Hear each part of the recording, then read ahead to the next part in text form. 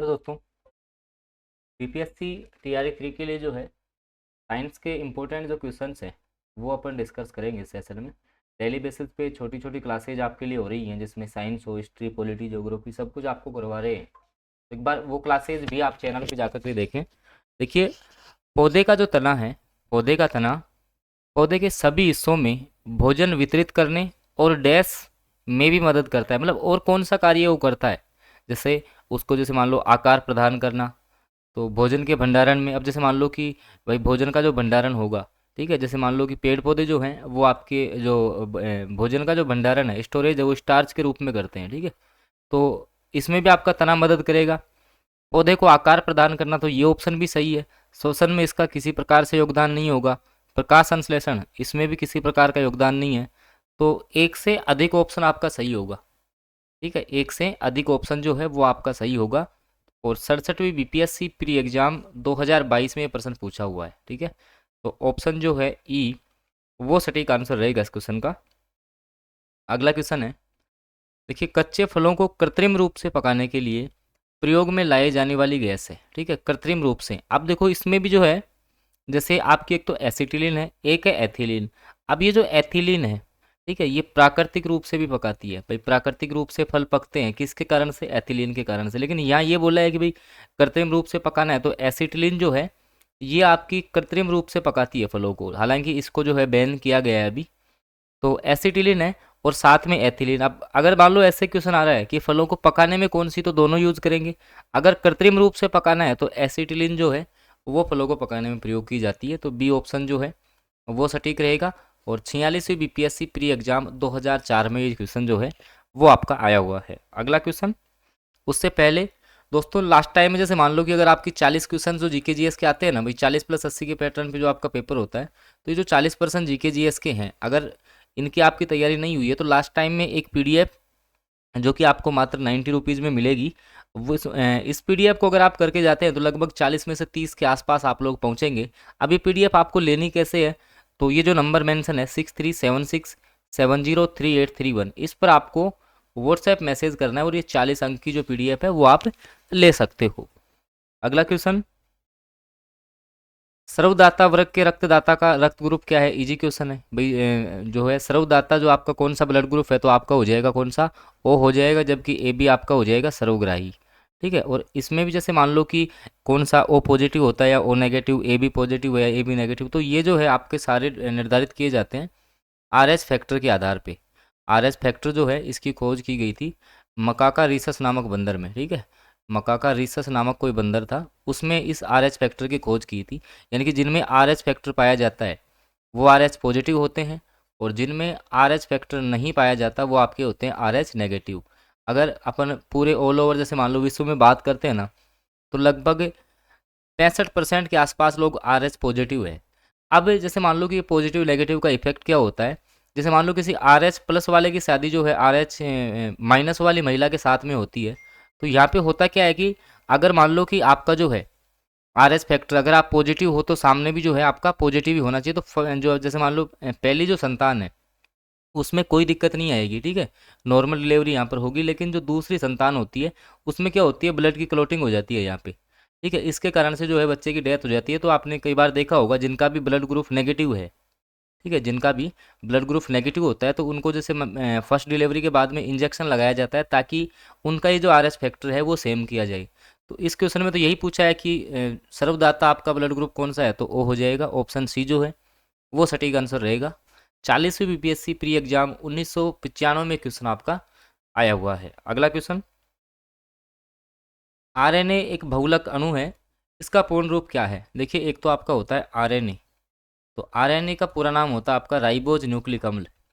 Ribose nucleic अम्ल इसका पूरा नाम है, ठीक है। एक आपका होता है डीएनए, डीऑक्सी राइबोज न्यूक्लिक अम्ल। तो इसमें तो यही पूछा है आरएनए का पूरा नाम, तो बी ऑप्शन आपका हो जाएगा राइबो न्यूक्लिक एसिड, ठीक है। और ये 3 प्रकार का होता है, एमआरएनए, ठीक है, टीआरएनए, और एक आपका होता है आरआरएनए। जैसे मान लो कि कहीं अगर मान लो जैसे एमआरएनए का काम है मैसेंजर का, टी का ट्रांसफ़र का काम है, इस प्रकार से सबके अलग अलग काम है।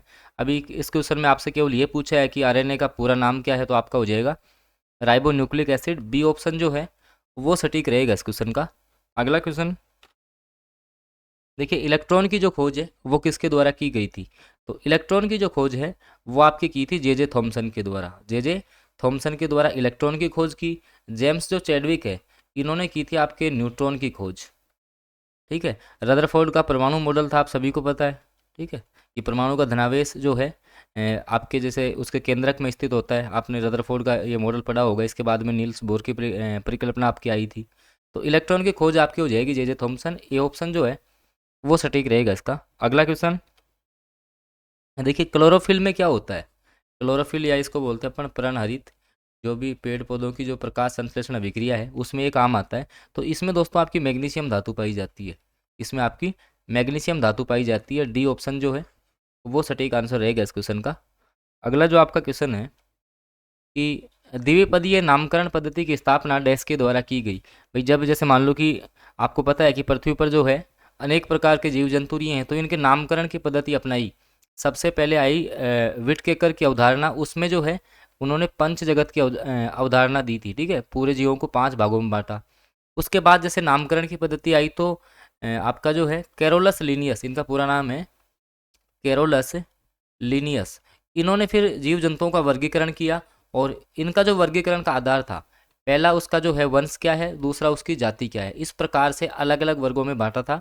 इसी के कारण से इनको जो है फादर ऑफ टेक्सोनोमी, वर्गीकरण का पिता भी कहा जाता है। ठीक है, कैरोलस लिनियस को। तो सी ऑप्शन जो है वो आपका सटीक आंसर रहेगा। अगला जो आपका क्वेश्चन है, लाल रुधिर कणिकाओं की औसत आयु 120 दिन होती है। भाई जो भी आपकी आरबीसी हैं, रेड ब्लड कार्पोसेल्स, तो इनकी जो आपकी लाइफ है लगभग 120 डेज है। तो इसके बाद जो है इनका विनाश होता है। तो ये कहाँ पर होता है, आपके पलीहा में होता है। ठीक है, पलीहा या तिल्ली इसको बोलते हैं। बी ऑप्शन जो है वो सटीक रहेगा। इसके अलावा जो आपका अस्थि मज्जा है, इसमें जो है आपका ब्लड का निर्माण होता है। ठीक है, ब्लड का निर्माण कहाँ पर होता है, आपका अस्थि मज्जा में होता है। तो ऑप्शन बी जो है वो सटीक रहेगा। और दोस्तों क्लास अगर आपको पसंद आए तो आप इसको लाइक ज़रूर करें। और बाकी क्लासेज भी, जैसे मान लो पॉलिटी, ज्योग्राफी, हिस्ट्री, सारी क्लासेज जो है ना वो चैनल पे पड़ी हुई हैं। छोटी छोटी क्लासेज हैं 10-10 मिनट की, वो आप ज़रूर देख लें एक बार, क्योंकि काफ़ी बेनिफिशियल आपके लिए वो रहने वाली हैं। अगला क्वेश्चन है, निम्न में से कौन सी धातु अर्धचालक के रूप में ट्रांजिस्टर में उपयोग की जाती है। ठीक है, कौन सी आपकी ऐसी धातु है जो आपको अर्धचालक में उपयोग करते हैं। तो मुख्य रूप से जो भी आपकी जैसे मान लो जर्मेनियम है, इस क्वेश्चन का आंसर तो हो गया जर्मेनियम। इसके अलावा जैसे मान लो आपकी सिलिकन है। तो ये धातुएं जो है अर्धचालक बनाने में उपयोग की जाती हैं। अर्धचालक का मतलब है कि जैसे मान लो विद्युत धारा का मान तापमान का मान अधिक है तो ये विद्युत धारा का चालन करेंगे, अगर कम है तो उस पर कुचालक की भांति व्यवहार करते हैं, वो होते हैं आपके अर्धचालक। 44वीं बीपीएससी प्री एग्जाम 2001 में क्वेश्चन जो है बीपीएससी ने पूछ रखा है, आगे भी पूछा जा सकता है। अगला क्वेश्चन, जब एक पत्थर को चांद की सतह से पृथ्वी पर लाया जाता है तो क्या होगा, इसका द्रव्यमान बदलेगा, भार बदलेगा, द्रव्यमान नहीं। अब देखिए दो शब्द है यहाँ पर, एक तो आपका है भार, ठीक है, एक आपका है द्रव्यमान। द्रव्यमान का मतलब जैसे मान लो कोई वस्तु है आपकी 20 केजी की है तो उसका 20 केजी रहेगा, चाहे से उसको आप चांद पे ले जाओ, पृथ्वी पे लाओ। ठीक है, द्रव्यमान कभी भी चेंज नहीं होता। भार जो होता है वो होता है कि जैसे गुरुत्वाकर्षण के प्रभाव में जो है ना वो कितना वजन महसूस कर रही है, एक तरीके से ऐसे आप समझ लो। तो भार जो है ना ये आपका चेंज होता है। जैसे मान लो यहाँ पर पृथ्वी पर किसी वस्तु का भार 60 केजी है, मैं बात कर रहा हूँ भार की। ठीक है, 60 न्यूटन आएगा आपका।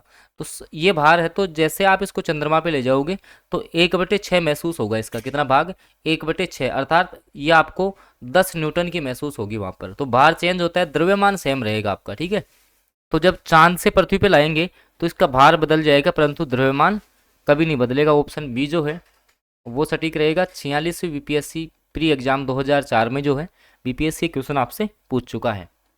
ये उन बच्चों के लिए जिनकी तैयारी नहीं हुई है। ठीक है, लास्ट टाइम में 40+80 की आप संपूर्ण तैयारी कर सकते हो। जीके जीएस का पीडीएफ मात्र 90 रुपीज़ में आपको मिलने वाला है। अगला क्वेश्चन, सूर्य पर ऊर्जा का निर्माण होता है। भाई सूर्य में जो है ऊर्जा का निर्माण कौन सी विधि द्वारा होता है। एक तो आपकी देखो नाभिकीय विखंडन है, इसका उपयोग करते हैं अपन परमाणु बम बनाने में। परमाणु जो बम है ये बनाया था आपके ओटो होन ने, वैज्ञानिक थे ओटो होन। तो इसमें जैसे यूरेनियम का नाभिक काम में लेते हैं। यूरेनियम 92 परमाणु क्रमांक है, 235 इसका द्रव्यमान संख्या है। तो ये दो नाभिकों में टूटता है, तो यहाँ पर होती है आपकी विखंडन अभिक्रिया। और सूर्य में जो ऊर्जा बनती है वो क्या है कि छोटे छोटे नाभिक मिलते हैं और नाभिकीय संलयन अभिक्रिया होती है। ठीक है, तो बी ऑप्शन जो है वो सटीक रहेगा। 42वीं बीपीएससी प्री एग्जाम में क्वेश्चन आपका पूछा हुआ है। अगला क्वेश्चन बल गुणनफल है। भाई बल क्या होता है? तो बल बराबर आपका होता है द्रव्यमान गुणा त्वरण। द्रव्यमान गुणा त्वरण आपका होता है कौन से ऑप्शन में? बी ऑप्शन में दे रखा है। बी ऑप्शन सटीक रहेगा। 45वीं बीपीएससी प्री एग्जाम में क्वेश्चन आपका आया हुआ है। तो दोस्तों ये कुछ क्वेश्चंस थे जो अपन ने कवर किए हैं। बाकी जीके जीएस अगर तुम्हारा अब भी वीक रह गया है तो 40 क्वेश्चंस के लिए आसानी से आप जो है, ये नंबर आपका मेंशन है डिस्प्ले पे भी चल रहा है, इस पर आप लोग व्हाट्सएप मैसेज करके ये पीडीएफ ले सकते हैं। धन्यवाद।